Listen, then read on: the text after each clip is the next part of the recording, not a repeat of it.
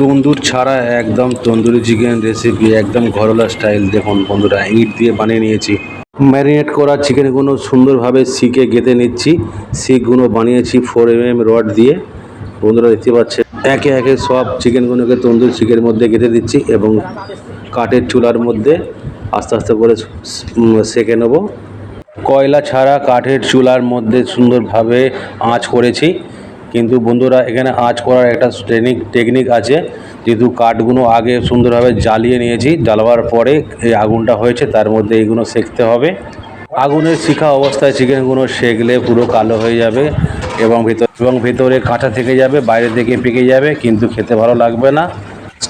আঁচটা হালকা করে কমে গেলে তারপর চিকেনগুলো একে একে করে সুন্দরভাবে সেঁকে নিতে হবে, উল্টে পাল্টে করে।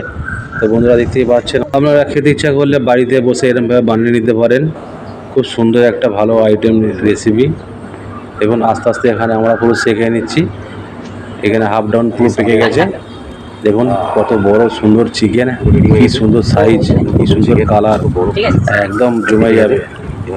রেস্টুরেন্টে গিয়ে তো অনেক কিছুই খাবার অর্ডার করি, কিন্তু তন্দুরি চিকেনের মতন জিনিসটা, এত সুন্দর আইটেম, সুন্দর, খুব সবাই পছন্দ করে। তাই আজকে এই আইটেমটা বাড়িতে বানাচ্ছি। সকল প্রিয়জন বন্ধুরা দেখো কত সুন্দর হয়েছে, কালারটা হয়েছে।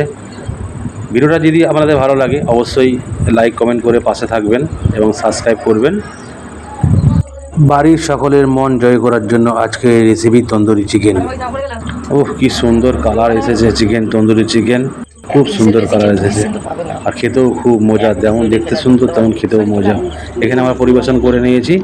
বন্ধুরা, আপনারা বাড়িতে একবার ট্রাই করে দেখুন, ভালো লাগলে অবশ্যই চেষ্টা করুন, খুব ভালো লাগবে। সবাই ভালো থাকবেন, সুস্থ থাকবেন। ধন্যবাদ সকলকে।